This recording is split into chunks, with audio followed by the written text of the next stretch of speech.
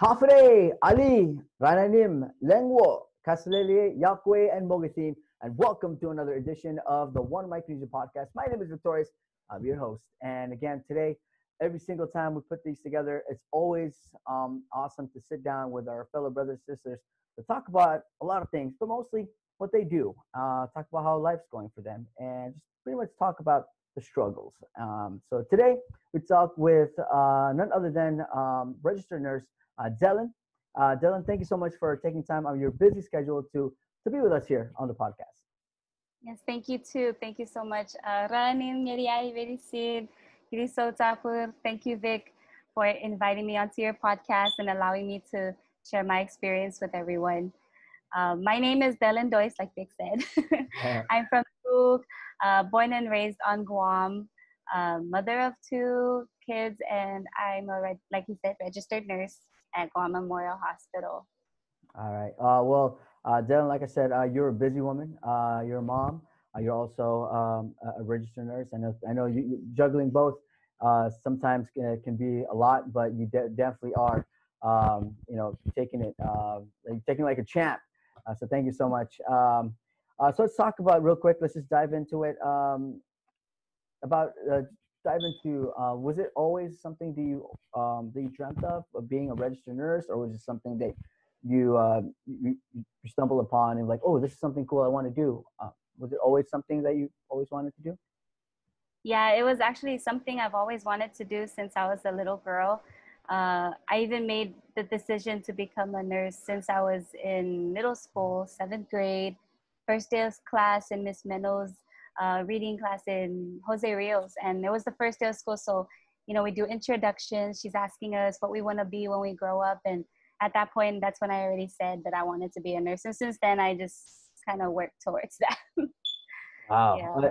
I mean, that's awesome. And it's something that you dreamt of doing, since day one, like in grade school, and you pursued it. Was there a time along the way that you were like, probably not, probably going to switch it? Maybe you saw a field that you got interested in.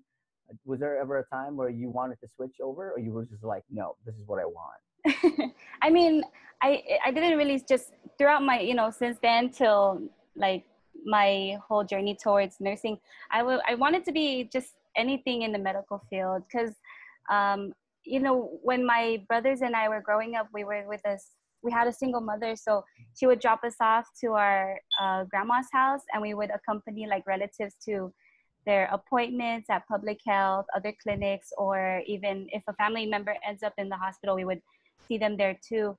And so like I saw how nurses work so closely with the patients. They're so hands-on with the patients, and I liked it. I liked how involved they were, and everything was so technical. So I just liked the thought of also kind of being able to save lives. So I just wanted to also do those things too. So we talked about the journey for you and where it all started, where the decision started. So let's get into where you actually, graduated high school, and then this is where you had the choice: one, to pursue your dream of becoming a registered nurse, or you can pursue something else. Let's talk about that because it's a hard journey when somebody thinks and picks up and starts studying to become a nurse, and it's something that's not easy to come by. When it comes, there's a lot of hardships, a lot of struggles. So take us through your journey. Let's start with the first day of your nursing school. Were you nervous, and let's start from there and then kind of move all the way to kind of present and where you kind of got, you graduated and pursued your dream. Yeah. So when I first started college, because we have to get into the nursing program first, but before the nursing program, we have to do our pre-nursing program. And so I remember the first day when we went and it was like orientation. We meet our advisors at college at the University of Guam. And I remember my first advisor that I've ever had, she actually suggested, because, she knows I'm from Chuuk. So she kind of actually suggested that I try the business route. Yeah, because there's not many of us in the nursing program, and she told me like it would be so difficult for me, but I really wanted to just go for nursing already. Like I didn't want to change my mind because I already had my mindset on it. So I ended up just finding another, I tried my best to just find a way into the nursing program. So when I finally did get into the pre-nursing program, I went through all the courses. It was even just the pre-nursing program, it was already just so the classes were pretty difficult, but I just tried to stick to it, stay focused. And then I got into the nursing program. But yeah, like you said, there's a lot of challenges and hardships trying to, in school. So when I was, like I said, we grew up with a single mother. So we didn't really have much. I couldn't really afford college on my own. So thankfully I was able to, attend the University of Guam. I applied for scholarships, grants, school loans, FAFSA. There was already a lot of competition and challenges getting into the nursing program. So thankfully when I got in, they had this program called NTP where they also helped us pay for tuition, book costs, and monthly stipends. So all throughout college, I think the biggest challenge for me was not only the coursework, but also the financial struggle of being in college. I also had my two kids during that time, and we lived on our own with my other half. So on top of going to school, we still had to both work, and yeah, we even had to rely temporarily on financial assistance like SNAP, Medicaid, block grant for childcare. And so I guess I was just really blessed to have such a strong support system. Very thankful for my family, my other half's family. They were very supportive and really always wanted to help us out throughout the way with childcare and transportation. Yeah, and yeah, there was a lot of hardship. Even I didn't even have access with internet at home. Mm-hmm. So there are times where we couldn't afford internet at home. So there are times where I would spend like long hours after like school studying, reading, and writing papers in the after hours room on campus. Sometimes I would stay till 3 in the morning. Sometimes I would spend times at the hotel lobbies or coffee cafes to borrow internet so I can submit my work on time. So yeah, it took a lot of your time because yeah, and yeah. Well, good question. How long did it take for you? Was there a certain time period you have to study longer because of all the struggles because you became a Yeah, mom, and yeah. that's something that's hard, to be a parent at the same time, work, and at the same time study. So how's balancing all of that? Yeah, so I actually worked at KFC, and then I also worked at a laundromat. Well, not at the same time, but first KFC and then the laundromat. But I was so lucky to have like my boss that at both places. They were very what's it called? They were able to help me out in scheduling myself with my school work, and they were so understanding that if I needed more time to study, they'll put me off for a few days. So I was really lucky working there at those places. And then with the whole childcare thing with my kids, I was lucky that I was able to qualify for block grants. So when my other half's at work, I can just bring them to the daycare, and I would be able to focus on my studying. And then yeah. Um, I wanted to add this. I want to ask though, how long did it take? Oh, Did you the length. yeah. So I was planning for a 5 year uh, plan, but then I ended up going for 6 years. Actually, Wow. yeah, I know it's so long, No, but but it's I'm just so worth saying. it. Yeah, that's what I'm saying. Like for somebody to hear your story right now, they're like, what? Like she Yeah, did it, and she did it all. You had so many hats on, and you pursued it, and you did it. You now you're doing what you've been dreaming of doing, and you do what you love. That's crazy. yeah. 6 years, and you stayed. People will ask like, well, did you want to give up? Like, was there one point in time you're like, you know what, I can't do it now. There's too much things. I'll just concentrate on my family, and I'll just look for another job. You didn't. Yeah, I there were many times where I just wanted to be like, oh, why did I have to choose nursing? Right? But, oh, I should Yeah, have went but through that business. yeah, but no, I really wanted to be a nurse, so I stuck through it and just focused and stay on the Wow. path. Like I said, a woman with who wears many hats, and like you said, we wear it well, and you wear it with pride. That's Thank awesome. you. Um, so in school, was there a time? Because I know you at the beginning there, and I wanted to kind of get touch base on a little of that before we move on. Your teacher said to you, you know, maybe you should try business, because not a lot of because honestly, and let's face it, it's real. Like the majority of students from the FSM who study at UOG, majority of them are in business. And so Mm. she was like, well, no, you might want to go to business, because it's going to be hard. Like, so you were kind of looked at as somebody who maybe she can't do it. Let's give her another way, something easier. Mm. But so let's. Did you ever feel like that as you were studying in school? Did you ever feel that people were like kind of looking down on you and be like, hey, like you can't do it. Like, might as well just change your degree. Did something like Not, that ever happen to you, or was it all good vibes as you went? no. Yeah, it was just that point. I mean, I think she meant well, because she Hmm. wanted me to succeed. But I I think throughout my whole when I did get into the nursing program, my nursing advisors were, very encouraging. They, even when we were at our lowest point, they were very good. They encouraged us to keep, continuing. And I think they were, proud that, I was from the FSM. So I think they were kind of proud and kind of pushing me to keep going, even though I felt like I couldn't do it. They were really good in pushing me and encouraging me to keep on continuing to pursue the nursing field. So I think once I got into, it was good for me. Awesome. So now you've pushed through.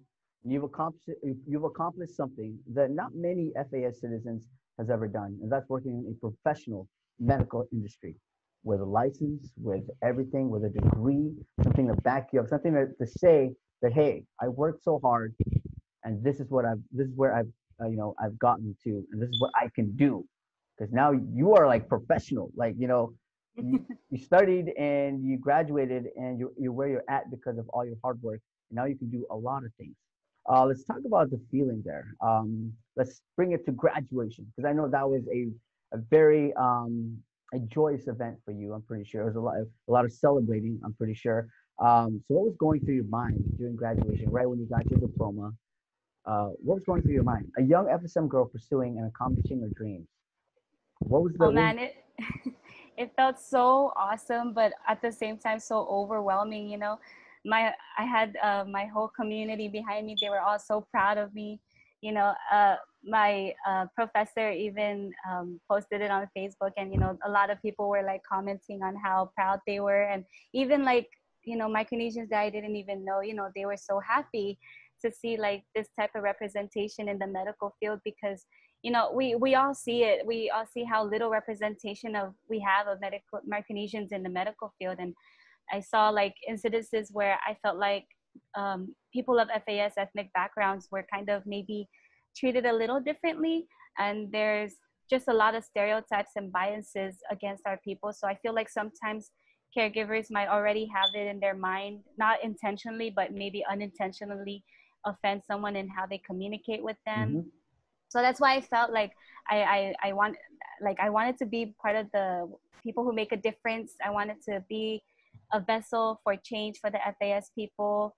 Like hopefully, even when I finished, I was hoping that I would motivate other Micronesians to join me in increasing our representation in the medical field, so that our people, when they go to any type of clinical setting or hospital, they'll feel more comfortable and less intimidated when receiving care in these settings.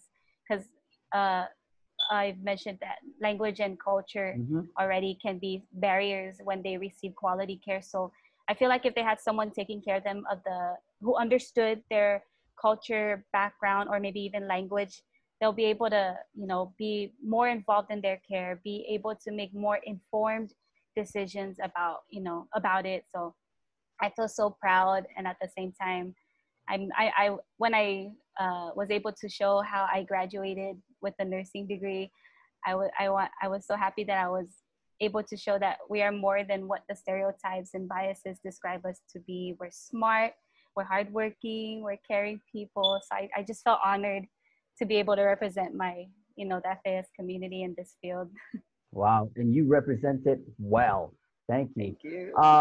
So let's talk about it. You talked about a little bit. Let's talk about a little experience. Have you ever, because you worked at GMH, did you ever helped out or helped patients from the FAS as Oh, your time there? yes, many times actually. And then some of them were even my patients. At times they wouldn't be my patients, but I'd still, people, they know that I work there. My coworkers know, and even other units know that I'm there. So I would help them out in like interpreting for them and explaining their care to the patients. So it really feels, I mean, even though if I'm busy, I would make myself available to them because I really care so much about them understanding what's going on with, themselves. And I want them to be able to make informed decisions about their own, care. So it really, What yeah. were the what were their reactions? The Oh, FAS citizens who you help, because sometimes when you walk, sometimes they might yeah. not know you're from Chuuk, or maybe somebody from Yap or Pohnpei that you help will look at you and like, oh, she's probably from Guam, right? And you Yeah. what are the reactions when they find out that you're actually from the FSM? Oh, it's so funny because, they'll be just laying in their bed and just, minding their own business. And then when I come in and I start speaking Chuukese to them, and they're like, just look at me and they're like, oh, it's me too, and then like, and then they'll be like, and I'm like, oh yeah. And it's so awesome because they'll like, even in their state that they're in, even if when they're in the hospital, they're just like saying like, oh, thank you so much, I'm so glad, in their language they're saying Hmm. thank you so much. They're so glad that there's someone who can help them. And and it just makes me feel so happy that there's someone to make them feel more comfortable in that type of scary setting already for them. So it's awesome. So well, that's awesome. And like I said, continue to do what you're doing. It's actually paying off, and people are realizing this. That you are a big help, especially to our people. So let's talk about this. We're gonna kind of fast forward to what's happening now because this is one of the reasons why we wanted to get you on because you were at the front line, and I'm talking about COVID-19. March 2020 happened. First COVID-19 case, test positive here in Guam, and we go into public health executive order. Everybody stays at home, but only the frontline heroes were working at the time, and you are one of them. And again, thank you so much for all that you've been doing since day one of COVID-19. Now let's talk about the experiences. Now this hit in different ways for everybody. Now for you, you had your family to think of, and at the same time you had your work. So take us through that journey as we went through this whole COVID-19 lockdown. Yeah, it was pretty scary for me and my family. We didn't know what to expect. I mean, I did because in nursing school we learn about pandemics and how to work in it, but you just never thought of actually being in a time Hmm. period where a pandemic happens. So it was scary for us. My other half, he was kind of worried about me and asking like, do if I even have to go in, and if our kids. So it kind of made me feel guilty because if I were to ever get sick taking care of other people's family members, I'd be risking my own family members too if they get sick because I bring it home. And we had to really prepare ourselves and our homes. So we were like, we even built like a makeshift little outdoor shower, and we had this whole process of decontaminating when I get home. um, but even at work, we also, a lot of things changed at work. We had a whole unit set up for the COVID-19 patients, and it was kind of overwhelming because everything was kind of new to us. I mean, yeah, like we were limited in PPEs or personal protective equipment, and just the overwhelming situations at work. Everything was just happening so much, and it's just overwhelming. Increasing numbers that were so high during that time. So it was pretty scary, but we were able to, it was just the beginning, but we were able to like slowly be able to manage. And at the same time, with the uh, overwhelming time, we had our patients to worry about. and I felt so bad for them because they were so isolated, unable to see their families for days, and even then they're uncertain, and it was scary for everyone. It was just an overwhelming time, and everyone was struggling during that time. But I'm just so glad that slowly we were able to all find a way to work it out and manage it well. It's one of the reasons why we all wanted to talk to you, and also to hear it from you. And I think for me and other people in the community, because we know our FASs, and sometimes we can get stubborn, and we know we sometimes are stubborn. We have this mindset, and I think you can agree with me, and I think everybody else can agree that sometimes we take things as a joke. Sometimes, especially with COVID-19, sometimes we just say one of two things like COVID-19, oh, that's a joke, or two, oh, it's just a flu. It's gonna go away. Don't worry about it. So, and this is not COVID-19 is no joke, and we've seen the cases all over the world. We've seen the world, took a pause. Never in the history has the world taken a pause where everybody just stopped, you know. And Yeah. so this is serious. So, what would you tell our citizens who maybe at one point would think, okay, it's true, then the other at one point they're like, it's really nothing. It's just a flu. What would you tell our FAS citizens? Oh man, yeah, that's a big I hear from a lot of people, and you see it too on when they go and do their own things with a large group of people, and but for everyone who just thinks that this virus is a joke, COVID-19 is not a joke. They keep comparing it to the flu, but at least the flu has a vaccine. COVID-19, I don't think they came out with a vaccine yet, and it spreads so easily. I mean, just look at the numbers that continue to be reported every day till this day. Every single day, there's always numbers that pop up. And I feel like it's that type of mentality that's allowing this virus to stay. I just want to express to everyone the importance of continuing to maintain social distancing, practice proper hygiene. Let's just all fight together and help fight off this virus, because it's already hard taking care of it when you get to the acute state. I know. All right. Yeah. Well, Delyn, thank you so much. I think we pretty much covered everything. Now, before I let you go, what would you tell the people? Is it regarding COVID-19, or is it about doing good in the community? What would you tell? What would your message be? Okay. Oh, in my language. Yes, yes. Yeah. Okay. Okay, wait. Ngeri kitsara tuk o si po ato to rarat sikut po si po kiratu fitit. Si sapmut ngeri ever e po uri kits met at story. Purot tu fits arom de posts.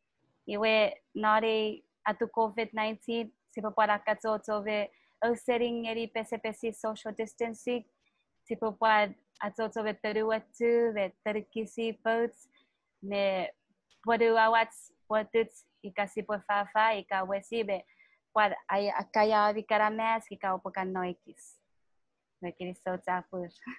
All right. Thank you so much, Delyn. Thank you so much for taking your time out of your busy schedule. I know you're a busy woman. Like I said, we talked about you wear so much hats. You're a mom, you're a nurse, and you do so much, in between, just to make space for this podcast. And like I said, from all of us here at KUAM, from all our citizens, really, from the FSM, thank you so much for what you do. You wake up in the Thank morning you. and you go into a hospital where sometimes you don't know who you're taking care of, but you do it because it's something you love and it's something you're giving back to. So that's an awesome thing. So thank you so much. Thank you. Thank you so much, Vic. Thank you, KUAM. Thank you, Micronesian Resource Center, for this series, this podcast series. I'm so thankful you guys help showcase our, Micronesians and the, what they do in the community. Oh yeah, so we have so much, and this is exactly what we made a podcast for, because shining that light, like we said, I talked with the previous one, the previous podcast with JoJo, with shedding the light on the good things that we do in the community, and Yeah. what you do is one of those things. So thank you so much for what you do. Thank you. All right, well, you have a great day and continue to stay safe. Don't forget to wash your hands. Yes. All right, thank you so much, Dylan. Okay. All right, there you have it, guys. Another edition of the One Micronesia Podcast. There's going to be more, so hang in there. Don't forget to hit the subscribe button on KOM News. Follow KOM News I-94 on the Instagram for more One Micronesia Podcast. Until then, you guys have an awesome and great one. Stay safe, guys.